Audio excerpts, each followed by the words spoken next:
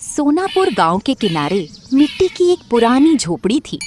उसी झोपड़ी में मेहनती किसान रामू, उसकी बूढ़ी माँ जसोदा और उसकी प्यारी बेटी चंदा रहते थे। घर छोटा था, दीवारें टूटी थीं, छत से बरसात में पानी टपकता था, मगर उस घर में प्यार और अपनापन भरा हुआ था।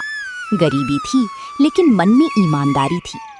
हर सुबह सूरज निकलने से पहले रामू उठ जाता था। मुर्गे की आवाज आते ही वो बैलों को खोलता, हल कंधे पर रखता और खेत की ओर चल पड़ता।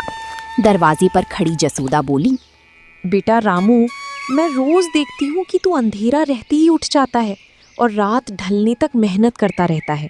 तेरे हाथों में छाले पड़ गए हैं, चेहरे पर थकान साफ दिखती है। थोड़ा अपने शरीर का भी ख्याल रखा कर। मेहनत ज़रूरी है, लेकिन इंसान अगर खुद को ही तोड़ देगा तो परिवार का सहारा कौन बनेगा? अम्मा, आपकी चिंता ही मेरी ताकत है। अगर मैं मेहनत नहीं करूंगा तो इस घर का चूल्हा कैसे जलेगा, हमारी रोटी कैसे बनेगी और चंदा की पढ़ाई कैसे चलेगी। थकान तो आती है, मगर जब मैं आप दोनों के चेहरे पर मुस्कान देखता हूँ तो सारी थकान अपने आप मिट जाती है। आप बस आशीर्वाद देती रहो। बाबा, आप रोज कहते हो जल्दी लौटूंगा, मगर शाम को बहुत देर कर देते हो। मैं दरवाजे पर बैठकर रास्ता देखती रहती हूँ। आज वादा करो कि सूरज ढलने से पहले घर लौट आओगे। मैं आपके लिए अपने हाथों से पानी रखूंगी और खाना भी परोसूंगी। रामू हंस पड़ा। अरे मेरी प्यारी बिटिया, तेरे लिए तो मैं आसमान से तारे भी तोड़ लाऊं। आज कोशिश करूंगा कि जल्दी लौटूं, लेकिन अगर खेत का काम ज्यादा हुआ तो देर भी हो सकती है।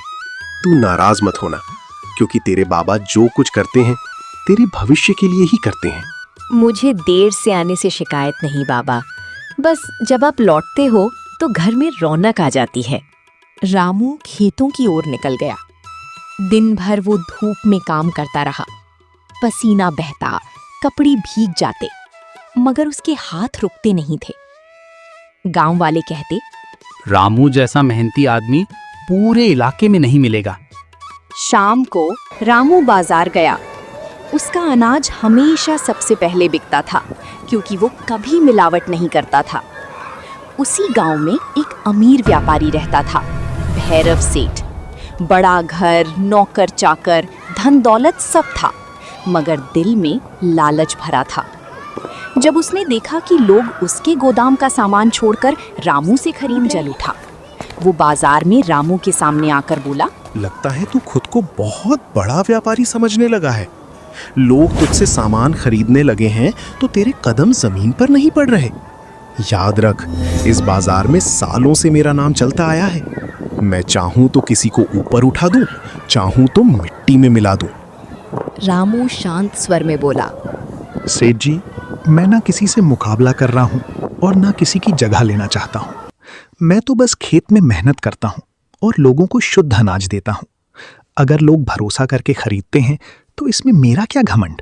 तू सीधा बनता है, मगर तेरी वजह से मेरा नुकसान हो रहा है। आज आखिरी बार समझा रहा हूं, या तो मेरे हिसाब से दाम रख या फिर इस बाजार में टिक नहीं पाएगा। सेठ जी, भूखे आदमी से ज्यादा दाम लेना मुझे मंजूर नहीं। कम कमाऊंगा, मगर गलत नहीं करूंगा। भैरव दांत पीसता हुआ चला गया। रात को उसने अपने आदमियों को बुलाया। आज रामू के खेत में ऐसी दवा डालो कि उसकी पूरी फसल बर्बाद हो जाए। कल जब उसका सहारा टूटेगा तब उसे समझ आएगा कि भैरव सेठ से टकराने का मतलब क्या होता है। अगली सुबह रामू खेत पहुंचा तो उसके पैरों तले जमीन खिसक गई। हरी फसल पीली पड़ चुकी थी, पौधे झुक गए थे। रामू घुटनों के बल बैठ गया। हे भगवान, मैंने इस खेत को बच्चे की तरह संभाला था। हर पौधे को पानी दिया, हर दिन मेहनत की। अगर यही सब खत्म हो गया तो मेरे घर का क्या होगा? मेरी माँ की दवा कैसे आएगी? मेरी बेटी का भविष्य कैसे बनेगा? गांव वाले भी इकट्ठा हो गए। रामू, ये प्राकृतिक नुकसान नहीं लगता। किसी ने जरूर बुरी नियत से कुछ किया है। जिसने भी किया है उसने फसल नहीं, मेरे परिवार की उम्मीदें तोड़ी हैं। रामू उदास होकर घर लौटा। चंदा ने पूछा, बाबा, आज आप चुप क्यों हो? रोज आते ही मुझे आवाज देते हो। मगर आज तो आंखों में आंसू हैं। बिटिया, खेत खराब हो गया है, अब कुछ दिन मुश्किल होंगे, मगर तू डरना मत, तेरे बाबा अभी जिंदा हैं।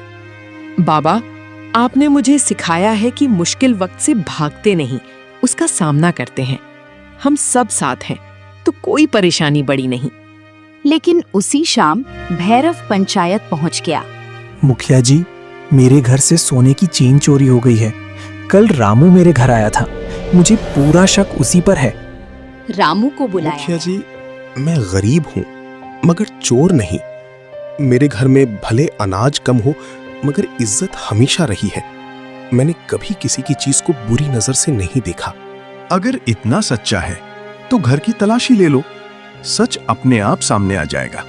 पंचायत रामू के घर पहुंची। तलाशी शुरू हुई।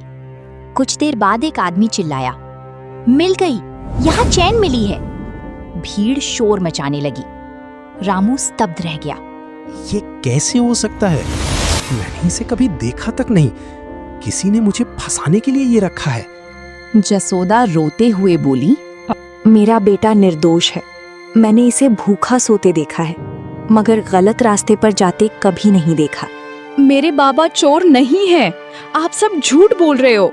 लेकिन पंचायत ने फैसला सुना दिया, आज से रामू गांव छोड़ देगा। रामू ने पूरे गांव की ओर देखा।